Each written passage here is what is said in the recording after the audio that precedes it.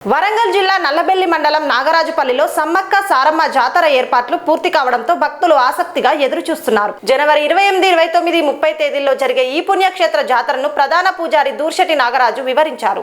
వరంగల్ జిల్లా నాగరాజుపల్లిలో 1973లో మొదలైన సమ్మక్క సారమ్మ జాతర ఈ ఏడాది జనవరి 28, 29, 30 తేదీల్లో ఘనంగా జరగనుంది. ఇటీవల పూజారి దూర్శెట్టి సమ్మయ్య మరణంతో ఆయన కొడుకు నాగరాజు జాతర ఏర్పాట్లను చేపట్టారు. భక్తులు అమ్మవార్లను దర్శించుకునేందుకు అధిక సంఖ్యలో రాబోతున్నారని, సమ్మక్క సారమ్మ అమ్మవారి ఆశీస్సులు అందుకుంటారని నమ్మకంగా చెప్పారు. సమ్మక్క సారమ్మ జాతర మధ్యమేడారం నాగరాజుపల్లి గ్రామం నల్లబెల్లి మండలం వరంగల్ జిల్లా.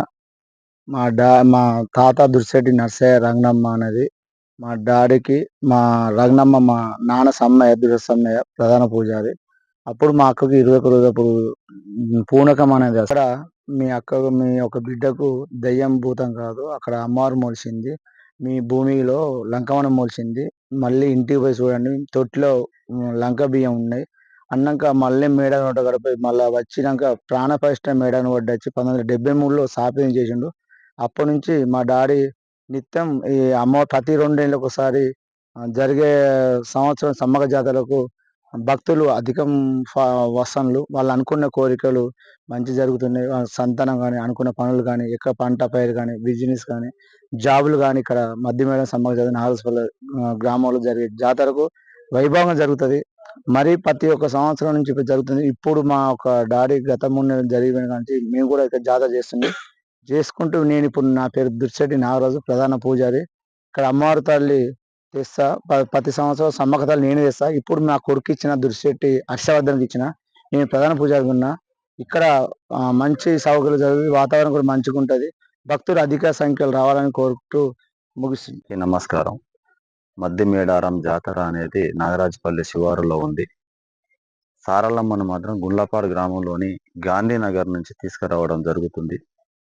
ఈ మధ్యమేడారం జాతరకు ప్రతి 2 సంవత్సరాలకు ఒకసారి జరిగే అటువంటి జాతరకు 2 నుంచి 3 లక్షల మంది జనాభా రావడం జరుగుతుంది. వాళ్ళ సౌకర్యార్థం పోయిన సంవత్సరం కానీ ఇప్పుడు కానీ ఎమ్మెల్యే గారు మాధవరెడ్డి గారు ప్రత్యేక చొరవ తీసుకొని శాశ్వతమైన బాత్రూమ్లు కానీ, లాట్రూమ్లు కానీ, మంచినీటి సౌకర్యం చేయడం జరిగింది.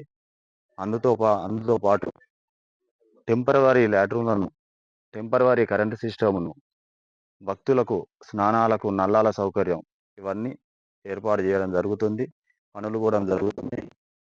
మళ్ళీ రాబోయే రోజుల్లో కూడా మళ్ళీ జాతరకు మాధవరెడ్డి గారి సహకారంతో శాశ్వతమైన రోడ్డు నిర్మాణం చేయించుకుంటామన్న నమ్మకం. నాగరాజుపల్లి గ్రామ శివారులో ఉన్న మధ్యమేడారం జాతరకు గుండ్లపాడు గ్రామం నుంచి సారలమ్మను తీసుకురావడం జరుగుతుంది. పుట్టిన కాడ నుంచి జాతరకు వస్తున్నాను.